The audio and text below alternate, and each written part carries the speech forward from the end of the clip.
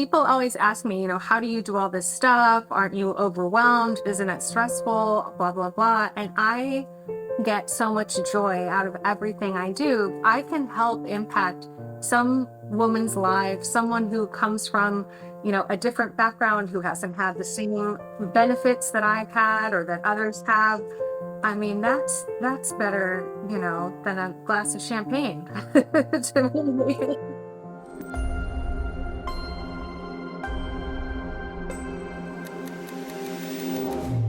Life Reimagined with Stacey Ray. Before we begin, don't forget to like, subscribe, share, and follow us so you never miss an episode of Life Reimagined. Hey there, and welcome back to the show. I am so excited about today's episode because I'm sitting down with someone whose work truly inspires me, Micha Star Liberty. She's a fierce advocate, a powerhouse trial lawyer, and the founder of Liberty Law, a nationally recognized law firm that's all about fighting for justice and empowering survivors.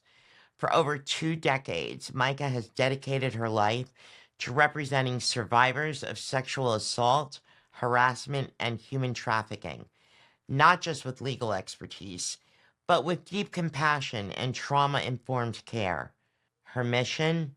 To help survivors find their voice, reclaim their power, and navigate the legal system with strength and dignity.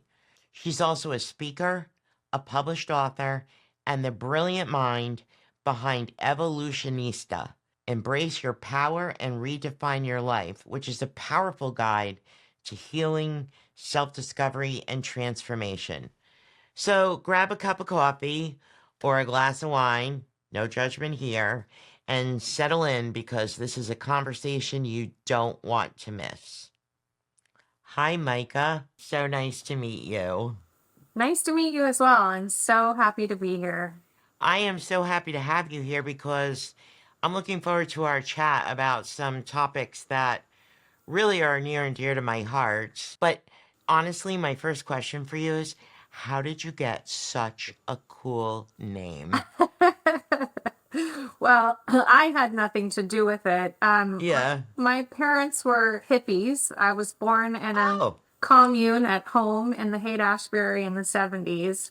Oh my goodness. And then we moved to Maui. So, it was just the name they thought was befitting for me. And did you grow up liking your name? Yeah, I mean, I was kind of agnostic until, 10 or 11 when I realized how unique it was. And, every time there was a substitute teacher, they would get to, call my name and the whole class would say the name because everybody knew the teacher, the sub would never be able to figure out how to say my name.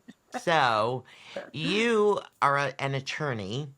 And you specialize in what I would imagine are some very difficult issues. Yeah. But what made you decide to become an attorney, first of all? Well, I come from, on my father's side, a family of attorneys. My grandfather went to law school. I have 2 uncles who are lawyers. But it really came out of a search for how to get justice for the particular community that I serve now. So when I was 17, one of my best friends, we went to performing arts school together. She was about Yes. like me, and she was raped and murdered by a serial rapist and killer in San Diego, California. She was his 8th victim. His name is Cleophas Prince. He's still on death row here in California, and his MO was to follow women and teenage girls home from the gym or from a apartment complex pool, wait till they got into the shower. He would listen, for the water to rattle through the old pipes.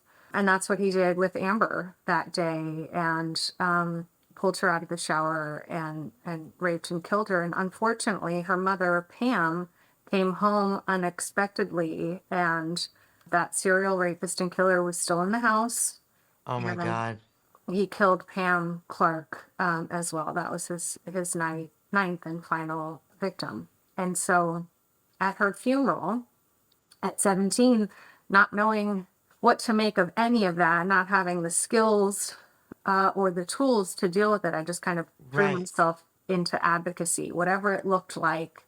And it was a winding path from volunteer work at rape crisis centers, doing volunteer work at domestic violence shelters, then college. And I went to work in politics. I went to work at the Clinton White House. And it was primarily because the year before I did that, he signed into law the Violence Against Women Act. Right. So I worked in politics in these areas for a few years and then thought, this is taking too long.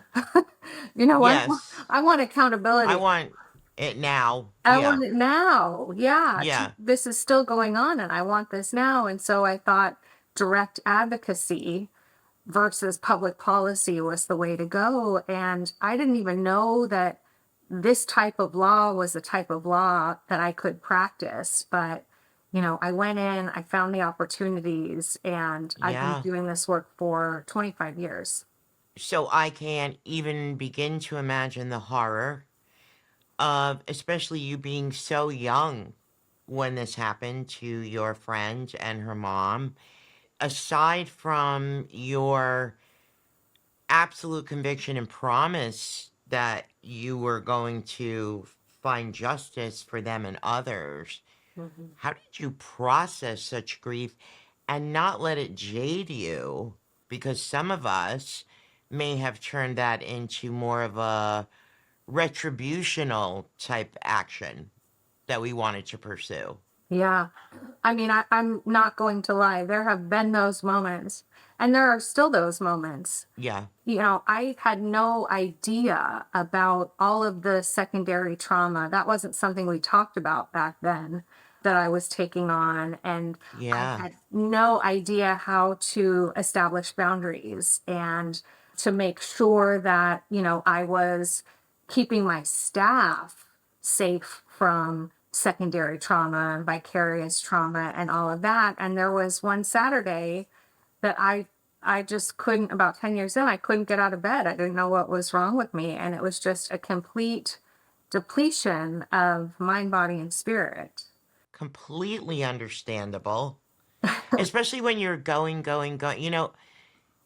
Interestingly, I have found through my own grief of in certain areas that we tend to push ourselves. We kind of have two choices. We can lay there and be okay with our paralysis, or we can take to the other extreme and be on this roller coaster, and then one day you wake up and you go, oh my god, I can't do this another second or I'm going to collapse. And, I realized with the death of my husband, which is, not on the same level of what you're talking about, but I do realize that in the years since his death, I think I've done an excellent job at avoiding actual grieving Mhm. by keeping myself busy. Yes.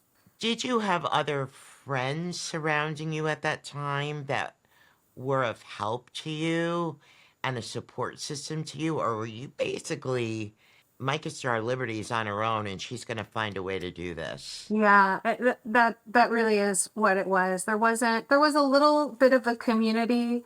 Most of the lawyers doing the type of work that I do now were 30 years my senior, and they were white men. And we love our white men, Of but course, they, but it's very different, especially yes, as women in the professional setting. It's very common for there to be sexual harassment. It's very yes, common for there to be sexual assault. yes, And so, it's kind of layers upon layers. And right. those experiences are, I'm not saying they don't happen to men, of course. No, of course They not. do. And I understand that. Yeah, But yeah, it's kind of the compound nature of it all. And so, I convinced myself that I was strong enough and I was dedicated enough and I mm-hmm, was just going to keep pushing forward. And I also convinced myself that my stress was really just enthusiasm and yeah, excitement. yeah. I understand that. Yes, it's that we find what we need to keep going Yeah. and to accomplish that goal that we set for ourselves. And I think even if we don't say it out loud, the real goal ultimately is survival, Yes, that's right. getting through each day.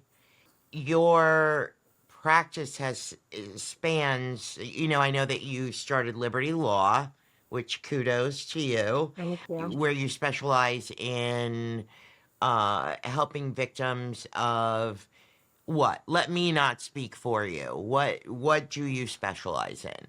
Sexual assault, human sex trafficking, child sexual abuse, what we now call CSAM cases, child sexual abuse material cases. We used to call it child pornography, Yes. but that's just not fitting. It doesn't give justice in the naming of Right. it for the people who've experienced that. Any gender violence cases, sexual harassment cases in the work setting. And then I started other businesses that are kind of in Yes, you're quite the alignment with that. entrepreneur. Yeah. Yeah. Tell us about those a little bit as well. So I started a company called the Soaring Center, which is really built around how to get accountability and a sense of catharsis when litigation is not an option for you. The statute is blown, you don't feel up to it. Yeah. There's no institution behind what happened. And Yeah. we always tell people, it's a lot to go through litigation, and sometimes it is worth it, and you are going to get, come hell or high water. If you're with me, I will carry you on my back over the finish line. We will get you justice. Right. When there's no way to get anything from the perpetrator, it is a lot to go through for an empty victory. Sometimes Right. people want that, but a lot of times it does more damage in terms of triggering trauma responses than it's really worth. So we try restorative justice conversations. I do a lot of lobbying on behalf of statute of limitations issues around the country, and particularly here in California, trying to get new and important statutes passed. I will help victims of crimes that aren't even, like, they're so new, there's no real criminal statute yet. So we work to help get a bill here in California passed to create a private right of action, meaning a civil claim for people who have been the victim of deep fake pornography, which is Oh, not them, but they've spliced right. someone's a child, or someone's face Sure. on a AI generated body. I mean, we can't keep up with the creative way these criminals are abusing. Absolutely. I mean, they are always 10 steps ahead of us, and that is part of the problem. Yeah. So the other business that I have is called Lionhearted Leader, and we focus on training really anyone, but of course I always have kind of my eye towards building the next generation, the next army of women leaders.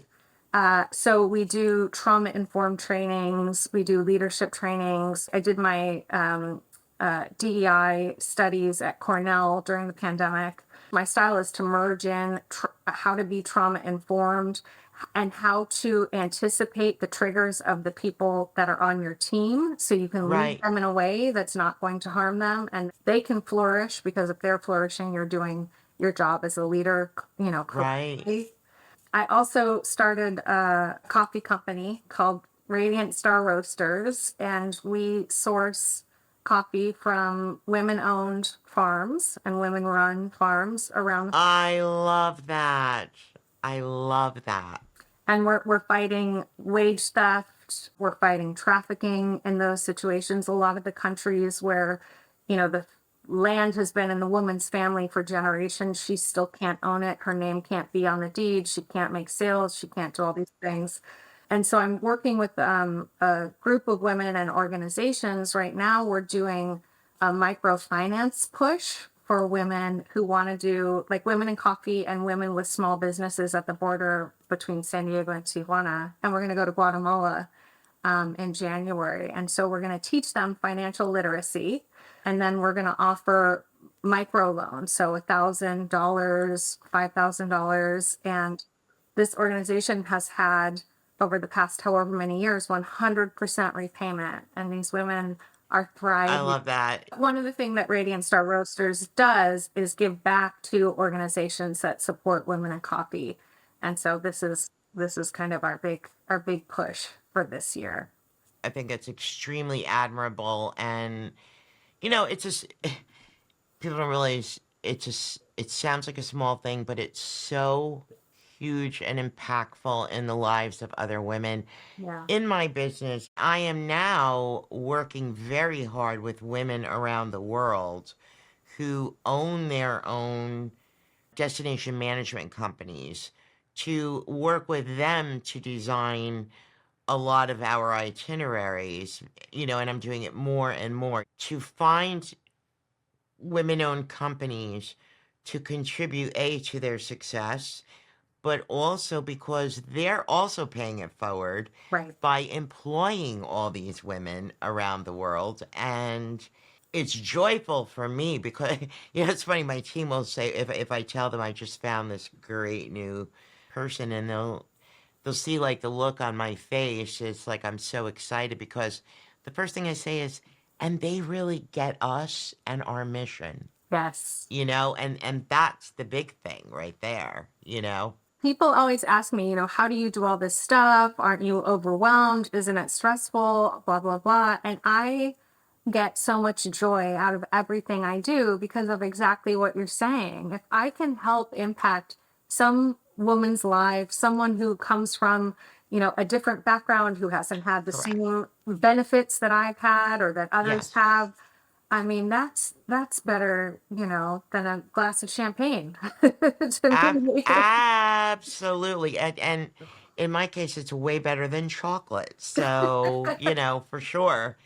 So you've been working with all these women, and have you focused primarily within the United States, or have you worked internationally handling cases, or Not just within the States? not cases, but I do advocacy work and I do a lot of volunteer work. So kind of the way I travel is I'll look at a place that I've wanted to go because travel Right. helps me relax and clear my mind. And Yeah. I wrote a book a couple of years ago, and I just forced myself to always write on an airplane. So I took a lot of trips because I was stuck there for 8 hours or 10 So hours. funny. Because otherwise, with distractions and what, I never would have gone through it. So now what I do is I look for NGOs or other organizations that are either trafficking Right. centers where people have, orphanages that are helping Yeah. trafficking victims or whatever. And I'll go either do volunteer work, I'll donate supplies. People don't realize, even at a small orphanage in Mexico, I went to San Miguel de Allende this year, and I went to Peru. And, even if there's 20 girls, maybe not every girl is going to have her own toothbrush. That's right. So I will go buy all those kinds of supplies and then some fun stuff, some chocolates, because everybody deserves a little treat now and again. But I learn about how those organizations are helping, the boots on the ground and what they're doing Yes. to help and how their legal system works. Because eventually, hopefully we will be able to help others appear in court and learn best practices that we're using here in the United States. I mean, every system is a little bit different. The cultures are different. Sure. But yeah, it's kind of like I don't let myself go on a vacation without also doing some volunteer work. Bravo to you for that, because we do so many tours, and we actually have talked many times about opening up some of our trips to include actual volunteer work. Right now, a lot of our trips include authentic immersive experiences where we are going to women's co-ops and, meeting with women to discuss not only the restrictions on their lives, but are movements being made? I like to meet with women's rights advocates in these communities. And that's not always easy because women don't always want to talk about it for fear. Yes. Um, you know, there's always that component. But I want to ask you about human trafficking because I would love for you to provide our listeners with a real definition and a real understanding of what human trafficking is. And is it the same or is it in conjunction with human slavery? Because I think there is a slight distinction, but I'm not sure they're totally separate. Yeah, I think they're very closely related. I think Yeah. it's trafficking potentially plus some other really Yes. horrible uh, Yes. restraints on a person's ability to have any sort of Yes. freedom. I think what people don't understand is kind of gone are the days of the what I call the white van and the zip tie, Yeah. snatchings off of the street. That still Right. happens in Mexico. Right. In Mexico City, on the nightly news, there are the names of girls and children who have been Just disappeared. disappeared. Yeah. It's just silence with the names scrolling. It's absolutely horrifying and heartbreaking. Yeah. So now what happens is a little bit more of like kind of the traditional cycle. So it's identification of someone, as a potential victim, the recruitment process, Hmm.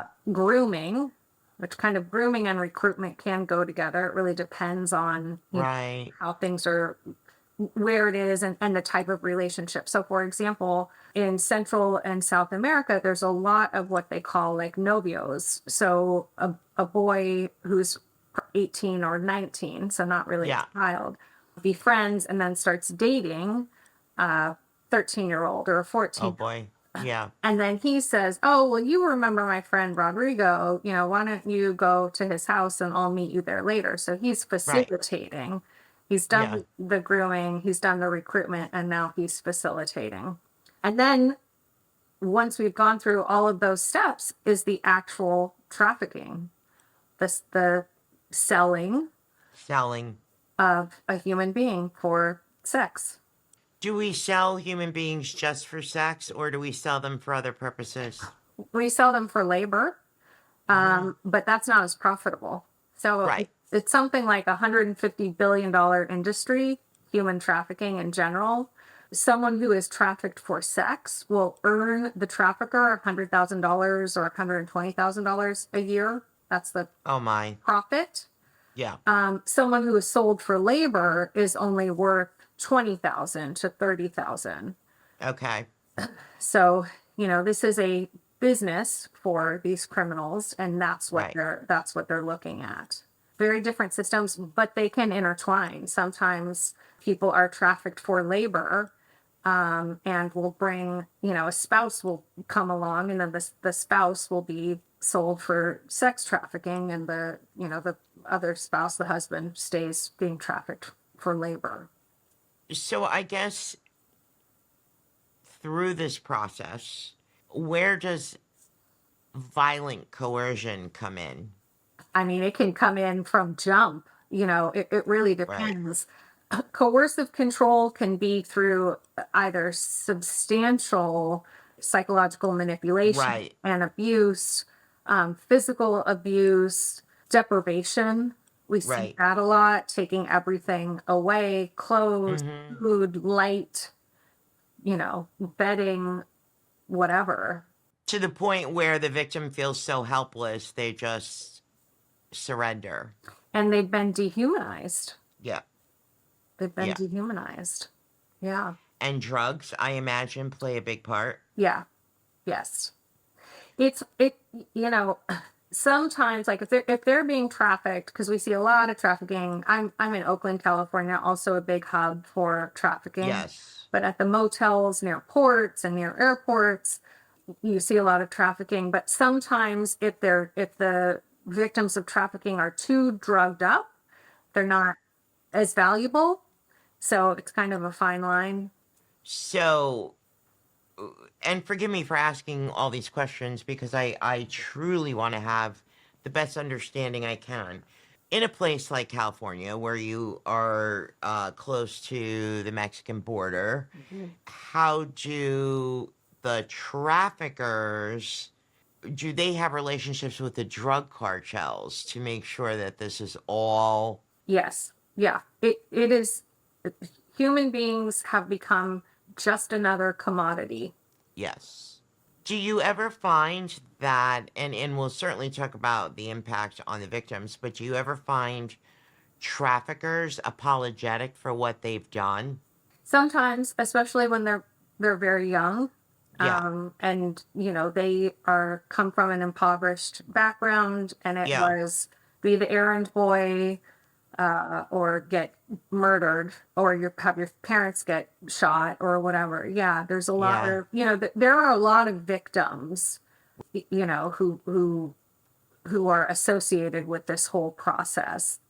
Yeah. And I think that a lot of people don't necessarily realize that it's not just the victim that we hear about or see about. It's a very widespread Right. hold on and destruction of so many lives.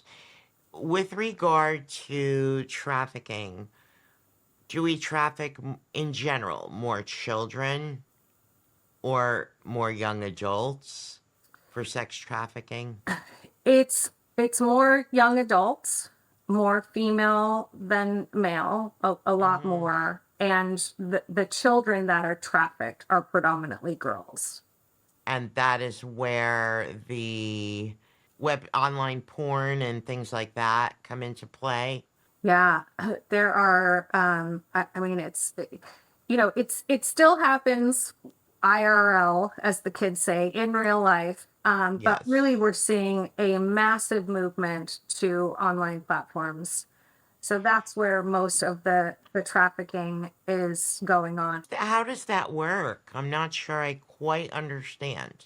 So a trafficker can go through, and a victim can go through the entire cycle of sex trafficking on an online platform, reaching out, befriending, grooming, facilitation, and then it can end up sometimes in-person selling of the person. Right. But more often than not, it's just people in Southeast Asia, people in Central America, people in, the Eastern, Middle Europe and Eastern Europe, Right.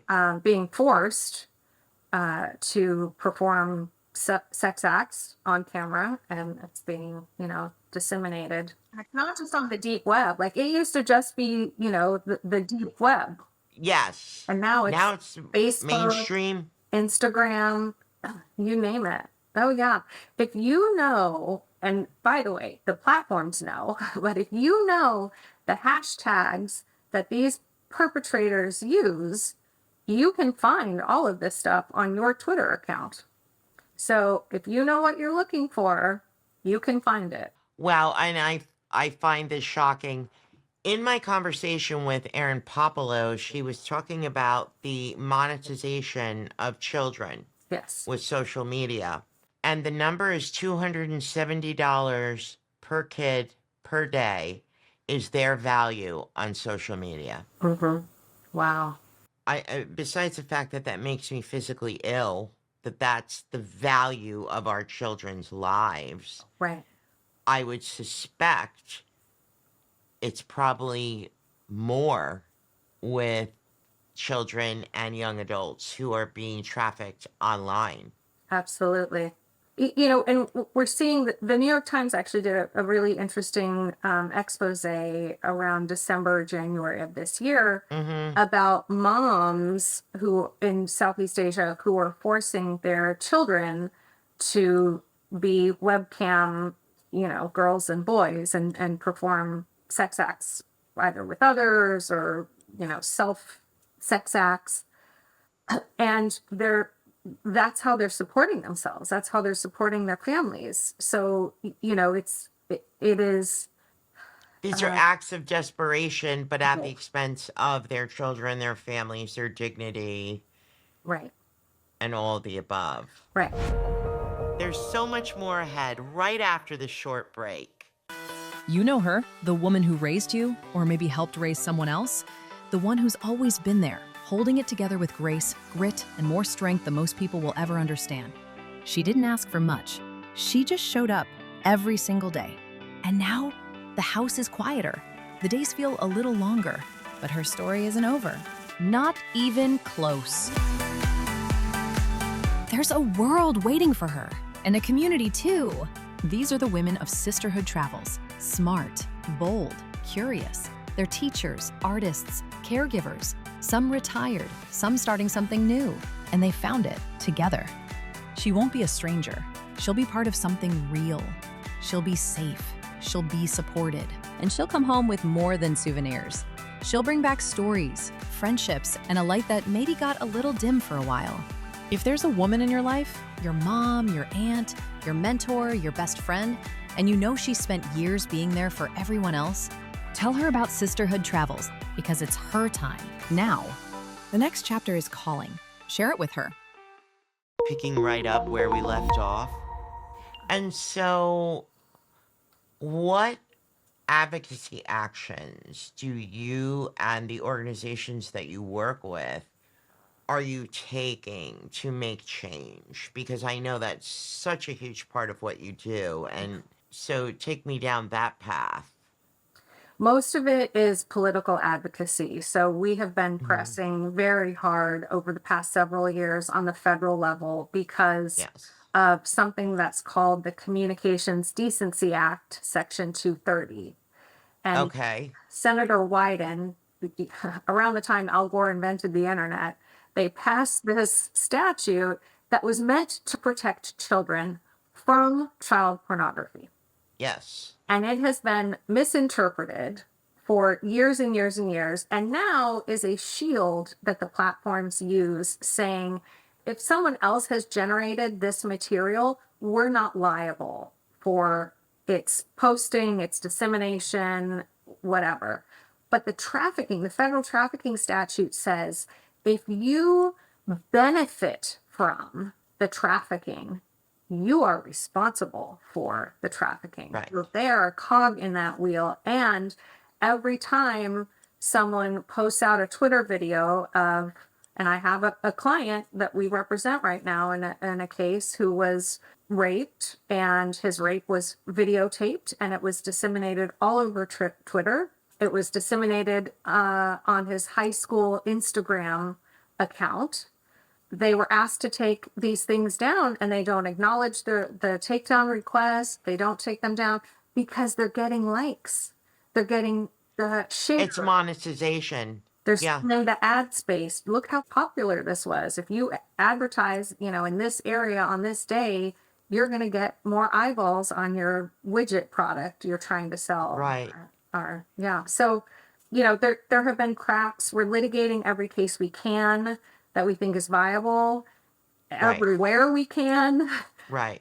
to try and get, to try and break open the ceiling that Section 230 and its misinterpretation, the harm that's caused over the past decades. How much support do you have for that? I mean, we're in such a deeply polarized situation right now, obviously, but how much support do you have for that? Because to someone like myself, and I'm sure to your common decency and senses, this should be a no-brainer. We want to protect our children. Hey, let's do this. Right. But that's not the way it goes. So where does the support lie? We do have a lot of support. It is grassroots. It's survivor advocacy groups. It's think tanks. It's NCMEC, which is the National Center for Missing and Exploited Children. It's, there's all these groups. And then there's trial lawyers like me who help survivors and get justice in court. But, don't get me wrong. We are outspent, outwoman. Yeah. Right. I mean, if you go to the halls of Congress, these big platforms have lobbyists, highly paid lobbyists, hundreds of them every day walking up and down those halls. And we bring our clients in, we tell actual stories and how this stuff impacts real lives. And everyone gets outraged, and they, demand that Mark Zuckerberg make an apology, and he does, and absolutely nothing shifts. Well, he makes an apology that's completely disingenuous. Correct. But you're right, it's not going to change as long as we have commodified human beings. Right.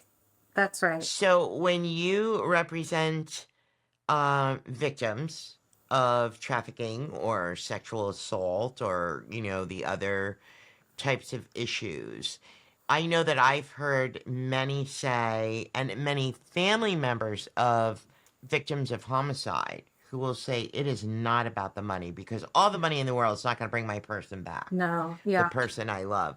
That's right. It's principle, making an example, setting a precedent, etc. Yes. What is the greatest form of justice that you have seen in your career of representing these victims? The only time it feels like justice, sadly, is when a perpetrator takes real accountability, not when he or she or some corporation behind them pays a lot of money. Because Right. that I will tell you, my clients refer to that as rape money or Yes. blood money. And Blood money. and Yeah. it will take, some of them won't cash their checks for so long they expire. We have to, Right. send it again because it's not about that. It's Exactly. about an acknowledgement of I'm not crazy. I'm not a liar, because they get called those two things every single time. Doesn't matter their age, their gender, the circumstances, all of that. But when someone issues an apology, whether it's Right. in writing or face to face, it rarely happens. The defense lawyers don't want their clients to do it ever. I had a big nationwide hospital chain issue an apology once, and they hadn't told the defense lawyers about it. We were stunned. We didn't know Yeah. it was coming, and their own lawyers didn't even know it was coming. Yeah. Boy, were they mad. Yeah. But it seems like such a small thing, and yet it would mean so much. And also just treating the survivors with dignity as they're going through the process. They deserve. Oh my.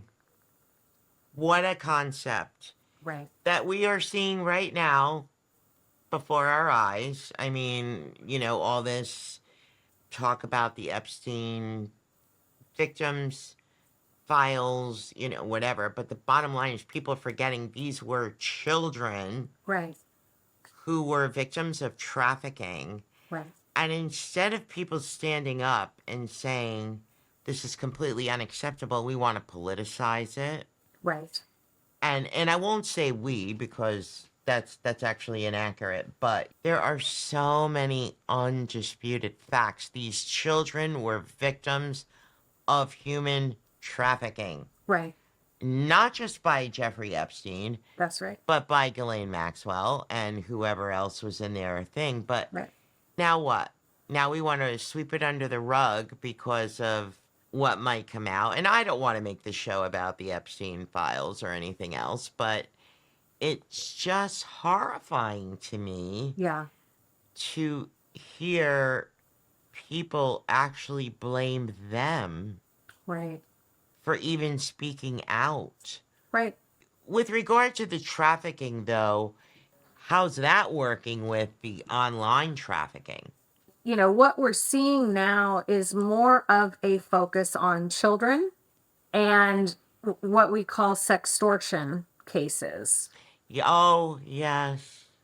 And the statistics are shocking and horrifying. So it's something like 1 in 3 children under the age of 18 has had some experience with someone sending them a nude photo or requesting a nude photo.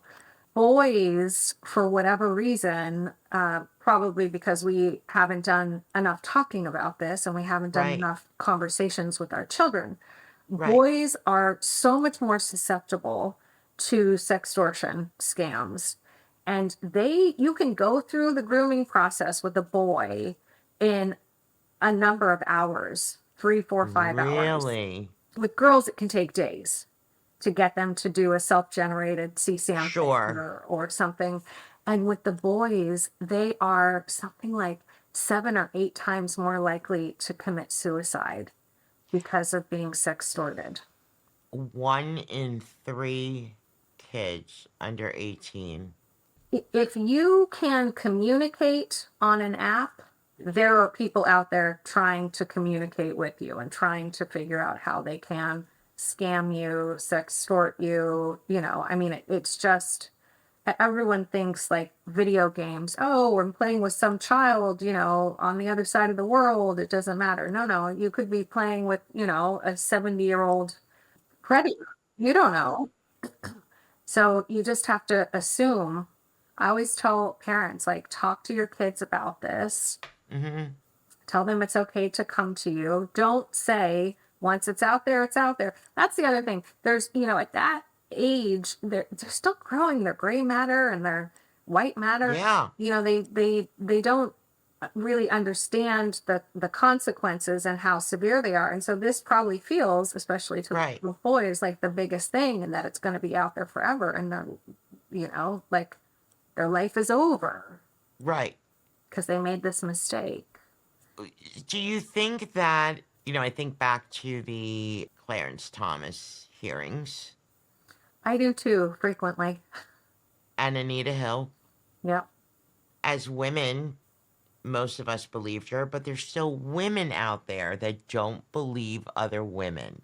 And they blame other women. Where do you think that comes from in your area of expertise?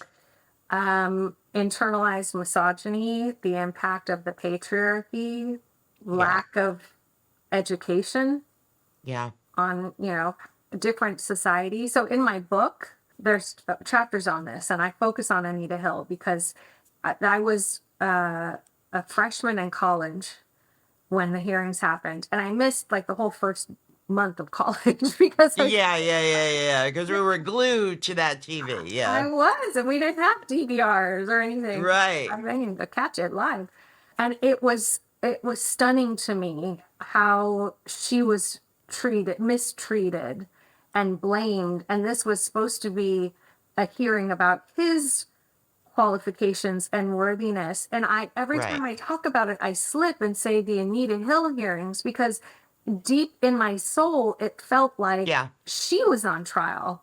Absolutely, she was on trial. And Absolutely, she was on trial. I remember the bumper stickers, honk if you think Anita lied. I don't know if here in California they were all over. And it's just, it's disgusting to me. I will always believe the victim Right. until I have been given absolute proof that I shouldn't. Amen. I agree. And thankfully, most of us are victim centered, we're trauma informed. And, Yes. sometimes having, a press interview, it helps balance or level the playing field if the perpetrator is Sure. very famous. There are strategic reasons, but it's never about the lawyer. It's always about the client, and you only say what the client is comfortable with you saying. You run everything by them. That's right. That's right. Have you ever had clients who have felt that they wanted more than you were able to give as far as your representation? Like you've gone to the mat, you've given it everything you've gotten, and they still don't feel like they've gotten justice? No, because they know what a barracuda I am. Yeah. Once they see Oh, I love that. once they see Yeah. the action, they're like, okay, we can Yeah. relax. We don't have to worry about this. Yeah. I have had clients say to me, because I start when I take a client on and I say, what does justice look like to you? What does Great accountability question. look like to you? So I know which, where to What? point my weapons. Right. And sometimes they say, I want the law changed. And there are plenty who I've worked with on, different statutes and getting things Right. changed, but you can't get all of the laws changed. So there definitely have been times where at the end of the day, we've gotten a fantastic result And all of us are saddened by the fact that the laws are what they are. Yes.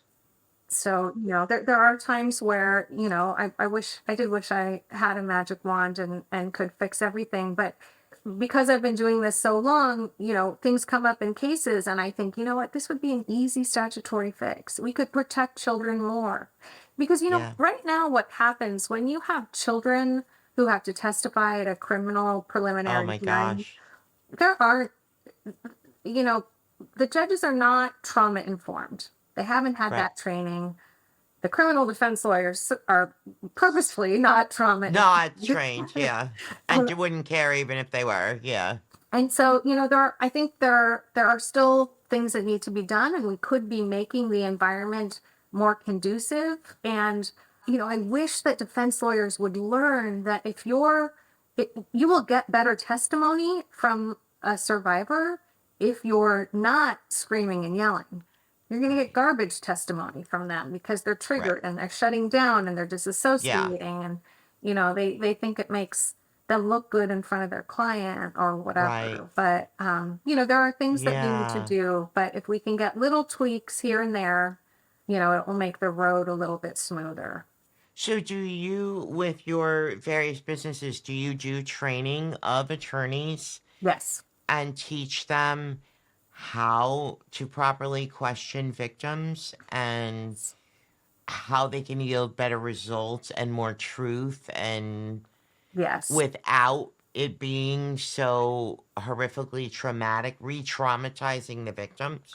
Yeah, I'm mostly training other lawyers like me. So Like you. they come to it with a perspective of not wanting to harm their own clients and wanting their clients to have, Right. a good experience. But we also do a lot of conversation around what to do, how to respond when the defense lawyers are being overly aggressive and your client is disassociating or Yeah. having a full-blown trauma response. I would love to see this kind of education in our law schools. I would love to see the judges get this kind of education. I had a judge Right. tell me, we had a 7-year-old testifying at a preliminary hearing, and I'll represent, if I'm involved early enough with the criminal case, I'll represent the client pursuant to Marcy's Law. That's the Crime Victims Bill of Rights. So I help Okay. shepherd them through the criminal process. And it was just the defense lawyer was beating up on the 7-year-old, and I asked for a meeting with the judge's sidebar, and I just said, can we just take it down a notch? Tone it down. You see, we brought in our own emotional support dog, to be in the courtroom with her, so trying to make it as easy as possible. And the judge said to me, cross-examine is meant to be difficult, Miss Liberty. And I thought, yeah, but it's not meant to be abusive, So we have a long way to go, but I'm like a proselytizer with this, so I'm not. Yeah. I'm going to keep talking about this. And a lot of lawyers, I'll just go do trainings for free because I want them to have this information so badly. Well, and children, there's a bias against children as witnesses anyway. Right. That automatically, by virtue of their age, you're not reliable, right? Right. So, wow. It's so many layers to this. How do you do this every day and not feel like you want to go home and drink yourself to death? I find joy in little things, spending time with my dogs, just staring at them sometimes. Yes, I Good get use of that. oxytocin. And the non-lawyer stuff that I do gives me a ton of joy every time I can train someone new or, do a trauma-informed DEI training. I get as much out of it as maybe more the people Right. that I'm training because, I want everyone to have these tools. And I do. It's interesting. I had a co-counsel, a woman I'm doing a case with, and we had a very tough day. We have a client whose ex-boyfriend, who's an actor, tried to kill her, and it was a preliminary hearing, and she was stabbed in the neck. I mean, it was just very Awful. gruesome. Yeah, very awful. And my co-counsel was starting to feel all the feels that Yes. go along, and she said, she said, I was watching you and you just like, you're not available for some of this. How do you get that shield? Yeah. And Compartmentalizing it. Yeah. yeah. And so I just don't make myself available for bullshit. Pardon my Right. expression. If, Oh, no, it's fine with me. if it's important, I'm all in. But like all Right. the extraneous stuff, someone else's emergency, probably not mine. Someone else's Right. temper tantrum, not my business. So I just try to separate myself. You mentioned earlier about your book. Can you tell us about your book?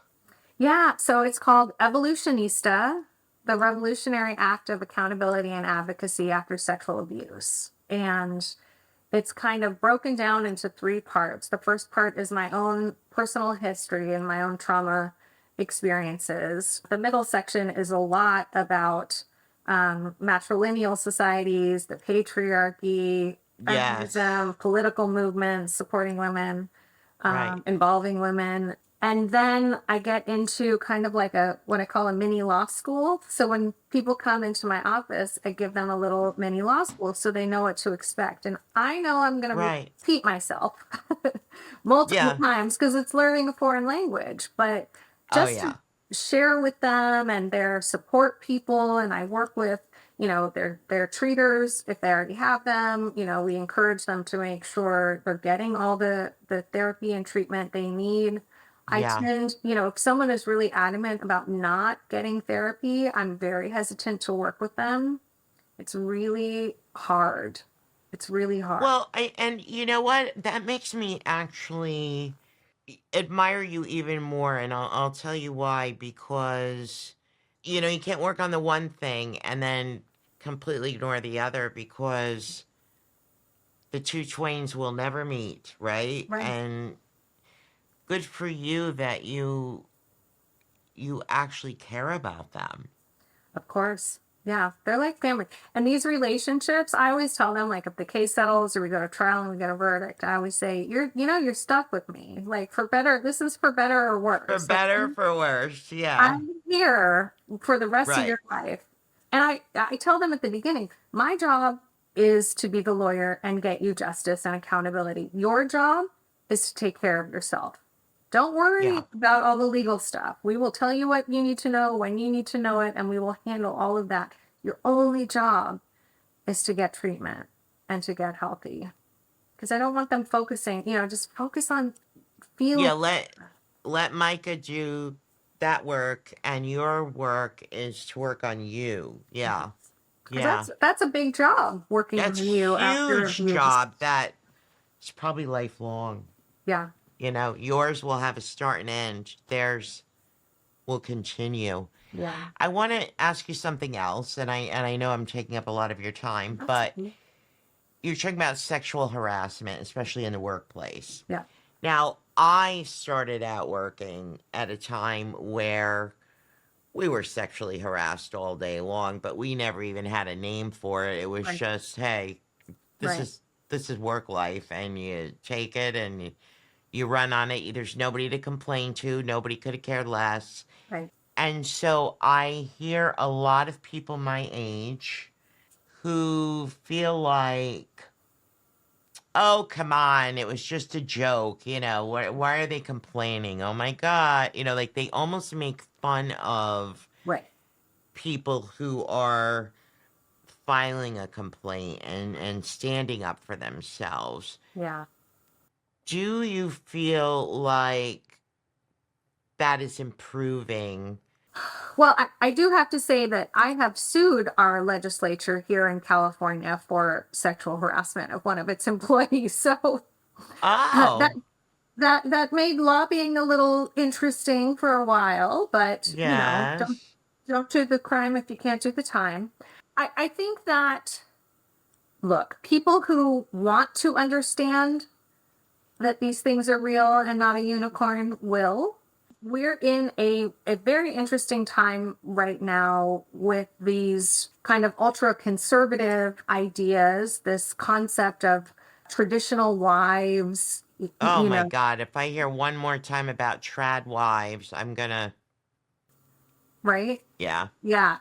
So, there are going to be people based on the way they were raised, their religious Yeah, backgrounds, the communities they've grown up in, and who just don't think that happens. And there are women who have experienced what is defined as sexual harassment who do right. not define it as sexual harassment Sexual harassment. themselves. Right. And this all comes up when we're thinking about how do we pick the right jury for this case and where is it venue and Yes. all of those things. But my experience has been there's something that just resonates with your soul when you hear a survivor tell their story, whether it's Yeah. sexual assault or sexual harassment. And it's not like I have an internal lie detector test, but I I Right. can just feel it when it's true. And I think a lot of people out there, either because it sounds familiar, because Right. they've experienced something like that, or because of who is being accused, they can see it. Right. They may not have seen the exact same thing, but they could see that that's in that person's character. So basically what I think I hear you saying is that as time goes on, we're not accusing the women of lying as much as it used to be. Would that be accurate or Yes, and we are starting to see very creative defenses like uh, the friend implanted a memory into the plaintiff that didn't exist. oh boy. So So it's not the therapist anymore, it's the friend. the Okay. friend or a therapist Yeah. Yeah. or a spiritual leader Yeah. or whomever, someone else, Yeah. this person was Yeah. too suggestible and it never happened, and so I mean, look, Wow. they're gonna be creative. So just two more questions I have for you. The first is tell our audience how to recognize someone who might be in a position of being trafficked. So in public, a trafficker is going to stay glued to the person they're trafficking. So, touching, arm around, the victim is not going to have a purse, identification, their own money. A lot of times you'll see bruising, other signs of physical abuse. And then, the thing that I always tell people when I'm doing trainings on trafficking, not how to recognize it, but just, trafficking in general, is to know the international sign for help me. So a lot of trafficking victims have learned this sign.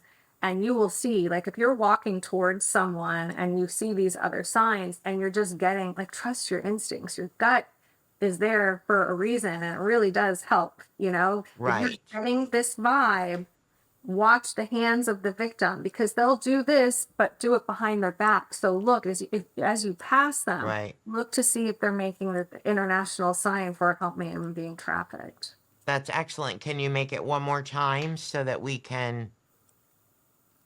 Okay. Yeah. Excellent. Excellent. And one more sign that I've always seen in the hospital is that the trafficker does not let the traffic victim Yes. speak.